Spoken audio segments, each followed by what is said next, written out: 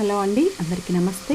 ఈరోజు మన వీడియోలో మా పల్లెటూరు స్పెషల్ పెసరపప్పు చారుని సింపుల్గా ఎలా చేసుకోవాలో చూద్దాము.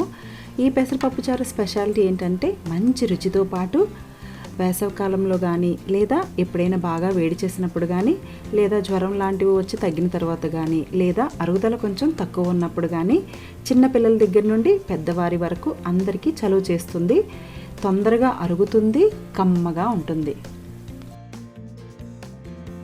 మరి ఈ పెసరపప్పుకి కావాల్సిన పదార్థాలు: 1 కప్పు పెసరపప్పు, 1 ఆనియన్, 5-6 పచ్చిమిర్చి, 2 టేబుల్ స్పూన్స్ కారం, రుచికి సరిపడా ఉప్పు, 2 టేబుల్ స్పూన్స్ ఆయిల్, 2 ఎండుమిర్చి, కొంచెం ఆవాలు, జీలకర్ర, వెల్లుల్లిపాయ, చింతపండు, కరివేపాకు ఉంటే సరిపోతుంది.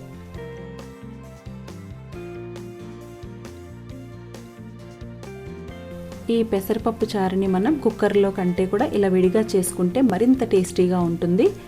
మరి దీనికోసం ఒక బాండీ పెట్టుకొని పెసరపప్పును వేయించుకొని లైట్ గోల్డెన్ కలర్ వచ్చే వరకు ఫ్రై చేసుకోవాలి. ఈ విధంగా ఫ్రై అయిన తర్వాత వాటర్తో ఒకసారి వాష్ చేసుకొని 2 టేబుల్ స్పూన్స్ కారం, 1 ఉల్లిపాయ, పచ్చిమిర్చి వేసుకొని వాటర్ యాడ్ చేసుకొని 1 స్పూన్ ఆయిల్ వేసుకొని ఒక 10 నిమిషాల పాటు మీడియం ఫ్లేమ్ మీద ఉడికించుకోవాలి. ఈ చారులో మనం చింతపండు రసం యూస్ చేస్తున్నాం కాబట్టి కారం కొంచెం ఎక్కువగానే పడుతుంది. ఇప్పుడు ఇందులో 1 స్పూన్ ఆయిల్ వేసుకుంటే పప్పు తొందరగా ఉడికిపోతుంది. 10 నిమిషాల తర్వాత పప్పు ఈ విధంగా మెత్తగా ఉడికిపోతుంది. ఇప్పుడు ఇందులోకి మనం చింతపండు రసం యాడ్ చేసుకొని మరొక 10 నిమిషాల పాటు మీడియం ఫ్లేమ్ మీద ఉడకనివ్వాలి.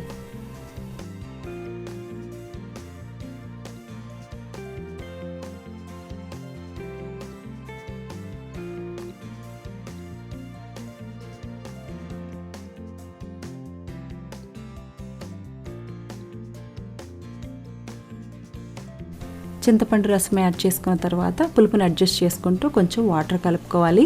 ఈ పెసరపప్పు చారు అనేది ఎంత పల్చగా ఉంటే అంత చలువ చేస్తుంది.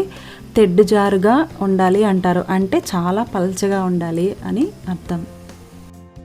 చారు ఈ విధంగా పొంగుతున్నప్పుడు మనం తాలింపు రెడీ చేసుకోవాలి. మరి దానికోసం ఒక బాండీ పెట్టుకొని 2 టేబుల్ స్పూన్స్ ఆయిల్ వేసుకొని కొంచెం ఆవాలు, జీలకర్ర, వెల్లుల్లిపాయ, ఎండుమిర్చి వేసుకొని 1 నిమిషం పాటు ఫ్రై చేసుకోవాలి.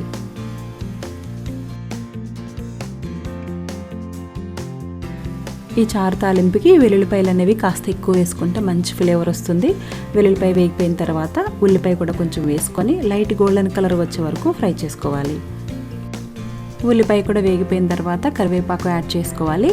ఎంత ఎక్కువ కరివేపాకు యాడ్ చేసుకుంటే అంత మంచి ఫ్లేవర్ వస్తుంది మన చారుకి.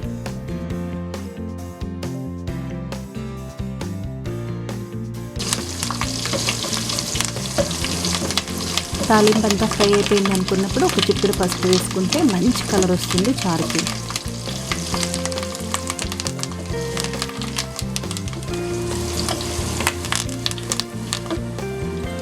ఈ విధంగా ఫ్రై అయిపోయిన తర్వాత మనం ఉడకబెట్టి పక్కన పెట్టుకున్న పప్పు చారుని యాడ్ చేసుకుంటే కమ్మటి పల్లెటూరి స్పెషల్ పెసరపప్పు చారు రెడీ అయిపోతుందండి. మీరు ఈ విధంగా తాలింపు పెడుతున్నప్పుడు ఖచ్చితంగా 10 ఏళ్ల అవతల వరకు స్మెల్ గుమాయిస్తుంది, అంత బాగుంటుంది. తప్పకుండా ట్రై చేయండి.